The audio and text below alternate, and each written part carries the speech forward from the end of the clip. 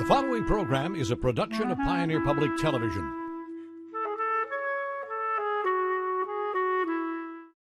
In this episode of Postcards. If I can strike passion with people and they can go outside the cinema or go outside the home or however they're going to watch it and talk about it, I'd like that.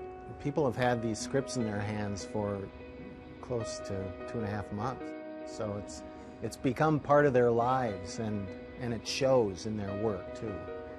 Here is one of the first earphones, and my dad said, I can create something.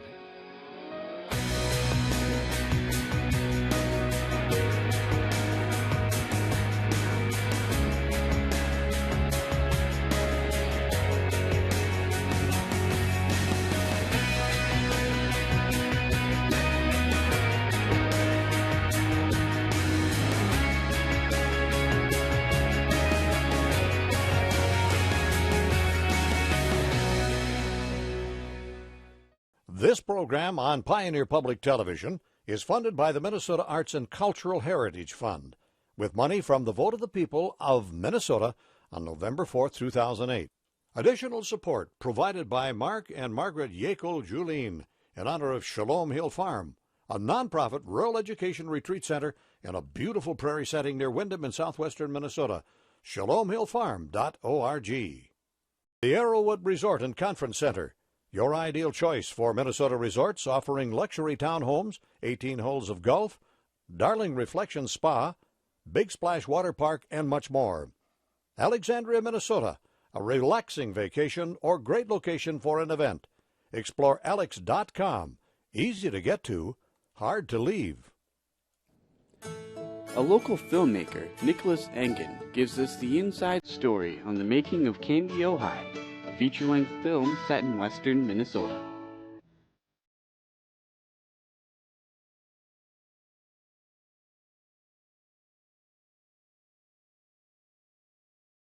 Name's Nicholas Engen. I'm a filmmaker, born and raised in Willmar, Minnesota, and lived in Minnesota most of my life. I make independent films. I would almost say independent personal films, because the filmmaking process is it's crazy and it's stressful and it's terrible and it's beautiful and wonderful all at the same time, and it's for me it has to be personal.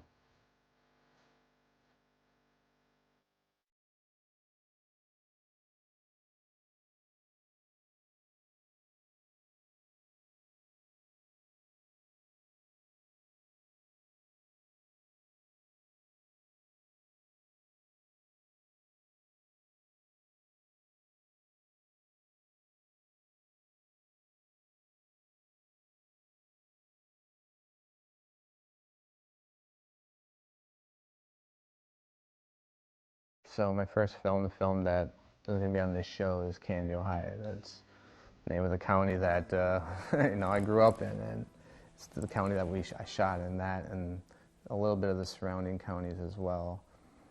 It was massively influenced by growing up here and by me spending a lot of time outside duck hunting and being out in nature and everything like that. That's why a lot of people have commented on a lot of the wide shots, and how I framed the landscape.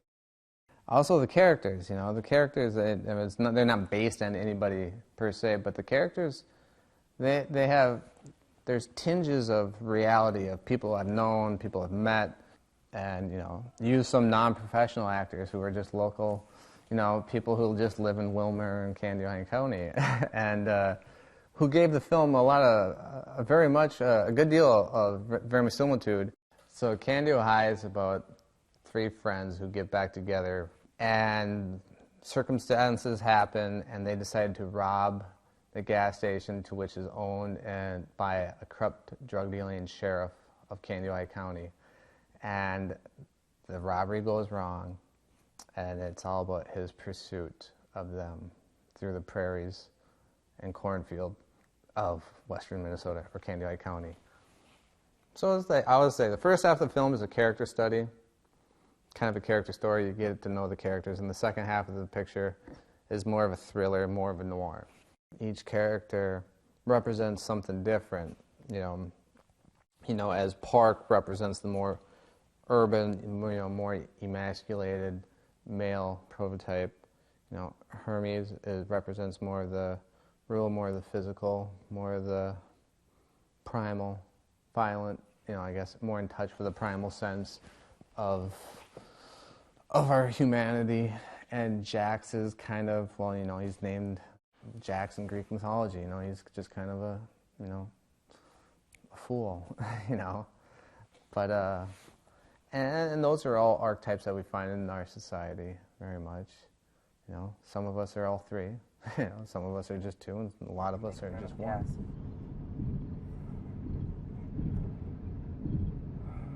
You cannot be raised in, any rural Midwest location, anywhere rural in America or Canada, I would imagine, and not going, well, there's a cornfield. Let's go walk in the cornfield when we're kids, And then the first time you do that, you're completely overwhelmed by this labyrinth of corn.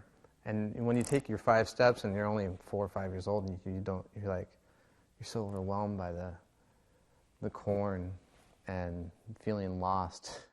And that emotion very much plays in hand with the main character, and him kind of freaking out when he gets in the corn. But yeah, those are memories that no one ever forgets, There's the one shot of the camera, static camera, low angle, middle of the road, and the sheriff was walking away from us. Now we took the trees, the bits of civilization, we took that and erased it from the background, so it not going to look the same if you go there and actually film it. But that to me, that shot, I just found it very fitting for that character, because it was very somber and it had a tinge of melancholy, but not too much. And it was so, in the landscape, we made it so sparse that it was very fitting for that character. And it was because it was right there that, we showed this contradiction within the sheriff.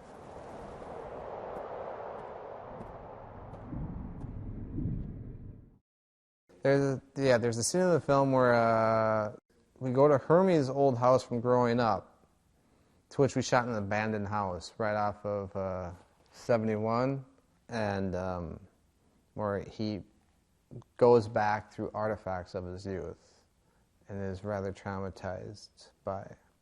And there's some of my favorite shots in the film are in that scene, leading up right before it and then in it. There's a scene that we shot at the Horseshoe where it's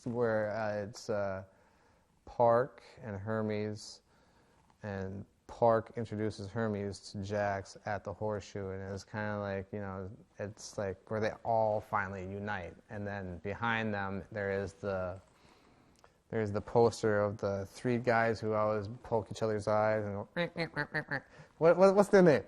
Three Stooges. There we go. Yeah, there's the 3 Stooges, and they're in like they're in a crazy outfit. It looks like 3 Stooges. I could be wrong. I don't know, but it's them, and then there's the 3 Stooges behind them, which is just perfect.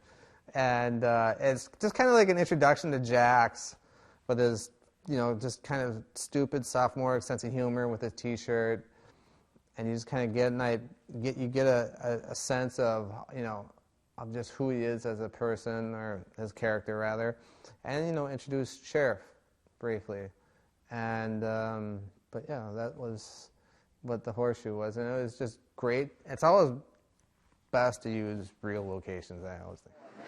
Hey, we'll catch up with you later, Jax. I never realized until we were in the production was how sweet and helpful and kind everybody was out here. I mean, everybody was very, very sweet and helpful and kind. I mean, it's unbelievable how people would help us out, and oh, you're the, they'd see us on the road. Oh, you're the film crew. They'd wave or whatever, and You know, it's like, yeah, we're those crazy filmmakers, you know. I think when they watch Candy Ohio, I think the most important thing is I want them to talk about it. You know, some people aren't going to like it. I mean, that's with every film.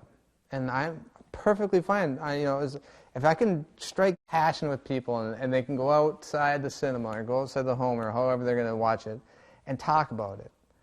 And if I can hit a nerve, I'd like that. And I want, it's more of a downbeat film. It is, from what conventional cinema today is, or conventional American cinema, rather. But, and there's some long takes, there's some unconventional things, I would like people to sit and watch that film and just go, all right, what is this crazy Nick, what's this guy doing? Why is he doing that? Film will be coming out this next year either, and I will figure out how I'm going to distribute it, and I hope everybody goes out and watches it. And as a filmmaker, the only purpose we're alive is to make great films. That's it. That's all that matters in life. Fundamentally, that's it. And it's not, but it's a good little picture. And I think people are going to like it. People have been, by and large, really positive about it, and that's a good thing. And it's not I'm going to come back to this area of the country and shoot another film.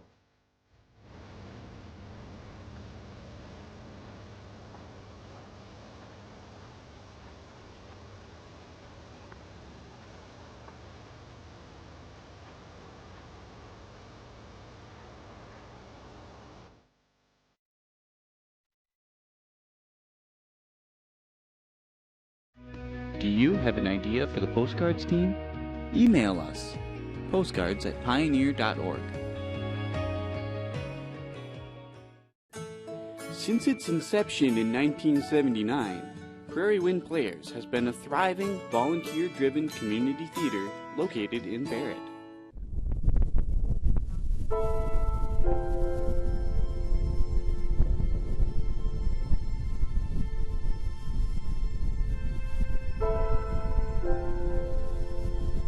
Back in 1979, on a cold, windy night, about 5 people got together and thought that they enjoyed theater, and okay, now we're going to do this thing, but what should we call it? And because we live on the prairie and it was windy, thus the name Prairie Wind Players.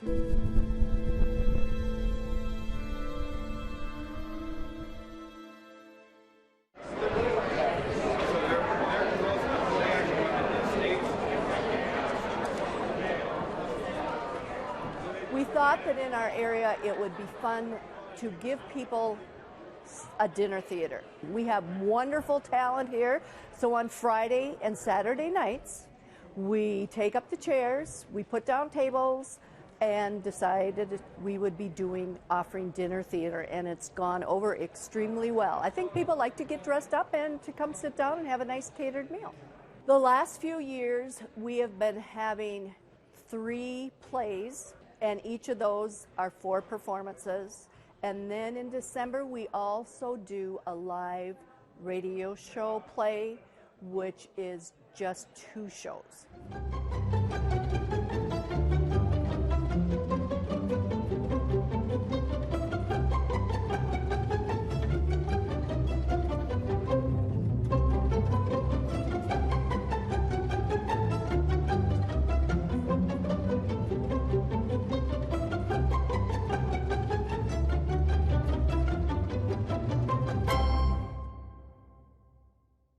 My name is Twig Webster. I am currently the director of this production, The Glass Menagerie by Tennessee Williams. It takes place in St. Louis in the mid-1930s. It's about a dysfunctional family. Their father abandoned them about 16 years ago, so Tom, the only son, and Laura, the only daughter, just kind of scrape by. He's the breadwinner. He's a would-be poet, but he feels really put upon because he can't, all the energy he has is poured into supporting his family. His mother is quite demanding, and so he gets very frustrated. But it's one of Tennessee Williams' most famous plays. He's a national treasure, a great playwright. For this performance, we had the Traverse and Grant County Thrive It people, and they were looking for a place to do a function and have coffee and cake afterwards. And so we welcomed them to come to the show and then said, instead of going someplace else, why don't you just have it here? Use our building. And so we're kind of taking the set apart, or as we call it, striking the set, while these poor people are trying to eat. Usually they walk out the door and they don't see what happens after the show is over, and there's a lot of things that have to be done once the show is over. Today's is the last performance, and it's always kind of bittersweet because it's the end of a long process. We started back in, early September. People have had these scripts in their hands for close to 2.5 months. So it's become part of their lives, and it shows in their work too. It's kind of bittersweet that this is the last performance. You put a lot of effort and time into the character, and in a drama you give so much of yourself to the emotion and to the tragic story that when it ends you feel like you're kind of saying goodbye to a whole family and, you know, a way of life pretty much.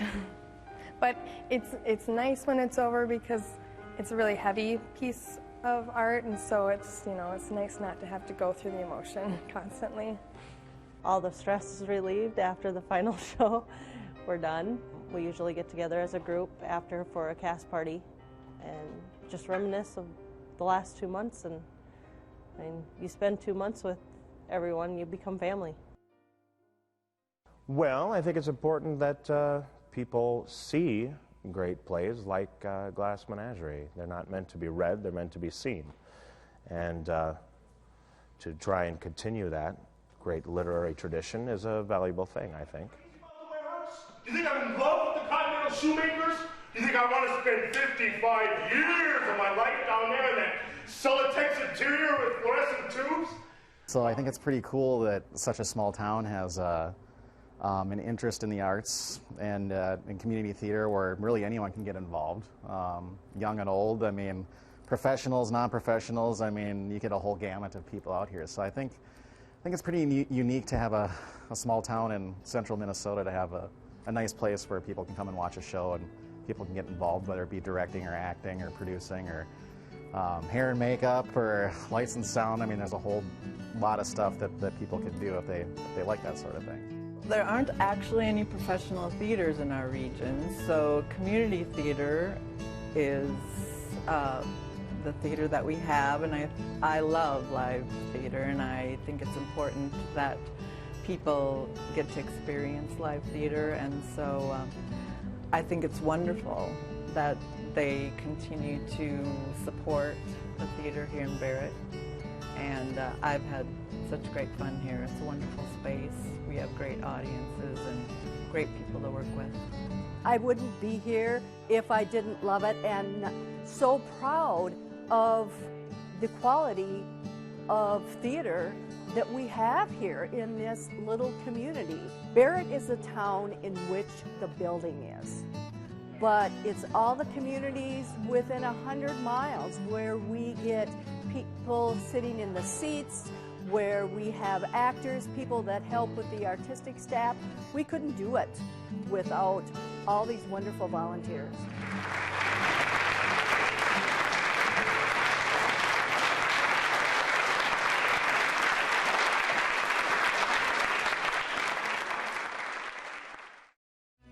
Do you use Facebook, Twitter, or other social media? Connect with us to get immediate access to behind-the-scenes videos, previews, and other postcards and Pioneer news. Milan historian Billy Thompson gives us a tour of his crafty museum filled with radios, old photos, and other Milan artifacts. My name is Billy Thompson. I'm Milan, and somebody had asked, how did I ever happen to get into Milan? Well, I am the third generation of, from my grandfather. My daughter is the fourth generation here. So how did this idea of a museum come about to be? In 1983, when my father was still living, he decided, I think we're going to have to create some history of Milan here. And so he got the idea of making a museum. We did not pursue this very much. My father passed away in 1985. And when I retired in 1993, I continued this idea about making a museum. I came up with the idea of collecting old barn doors and granary doors. And I did this for a whole year. I took these and put them all together, and after all these years, this is what I have created. The good Lord put an idea into my head. From there, we put it into my heart. And from my heart, we put it into my hands. And so this is what was created. And I do this just for the benefit of the community, so when the days come by when I'm no longer here, we'll be able to tell about the history of this store.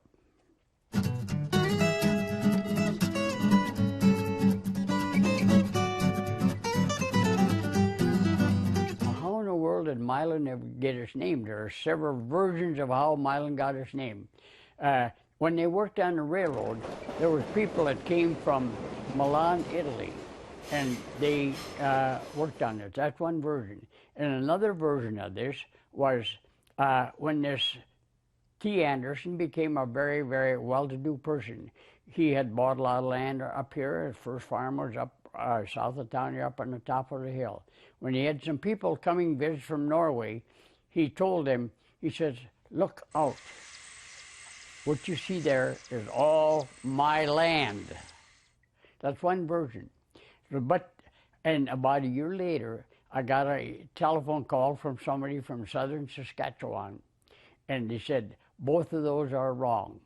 And this person said, my grandfather was the one that gave Milan its name.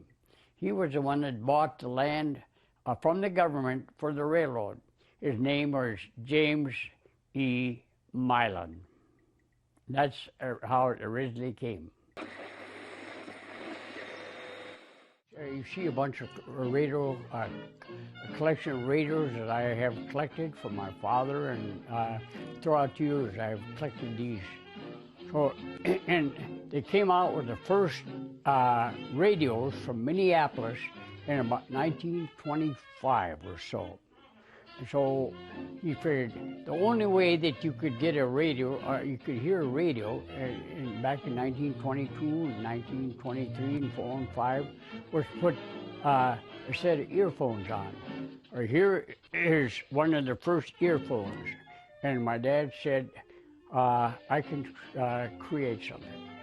So in 1925, he figured there's got to be a better way that I can get better reception. Well, my father designed this box, and all it is a tuner, a coil, and the ground, and an antenna. And he doubled the volume of that radio.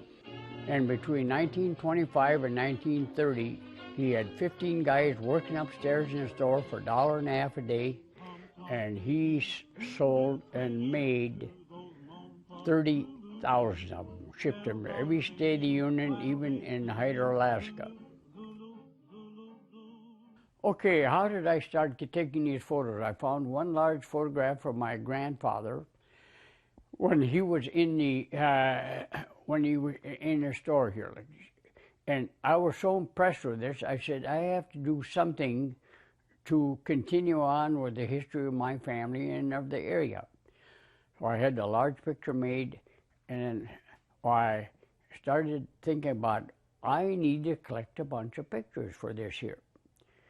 So I put an ad in the paper for 6 weeks. I got about 15 photographs. I wish I would have had more. But I took those 15 photographs and I took them to senior citizens meetings and wherever a group of elderly people were, and I would ask them, do you have a picture or I have a picture of?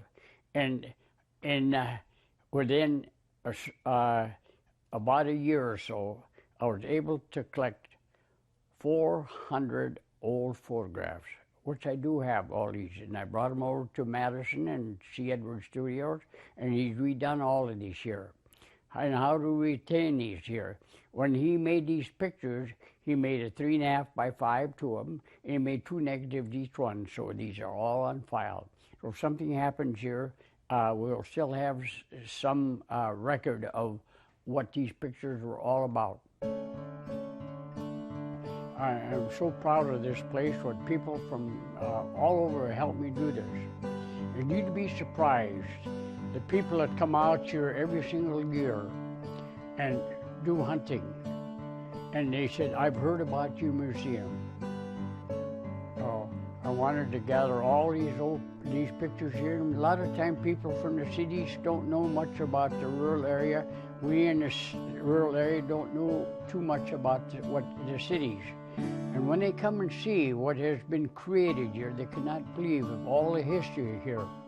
Just find out how our forefathers came here and what they went through and what we are doing to tell the history of these people. I was very, very proud of my grandfather and grandmother and the people in my heritage and my father and everyone like that. If they knew what I was trying to do, tell a history of what they went through to get here and what they did when they came here. Well, this is why I want to leave this place. After I leave this earth, I want to leave this so people can see what was Milan like in the past. And by doing that, you can get an idea what should we do in the future. The past always forms your future. This program on Pioneer Public Television is funded by the Minnesota Arts and Cultural Heritage Fund, with money from the vote of the people of Minnesota on November 4th, 2008. Additional support provided by Mark and Margaret Yackel-Julien in honor of Shalom Hill Farm, a nonprofit rural education retreat center in a beautiful prairie setting near Windham in southwestern Minnesota. ShalomHillFarm.org. The Arrowwood Resort and Conference Center, your ideal choice for Minnesota resorts offering luxury townhomes, 18 holes of golf, Darling Reflection Spa, Big Splash Water Park, and much more. Alexandria, Minnesota, a relaxing vacation or great location for an event. Explore Alex.com. Easy to get to, hard to leave.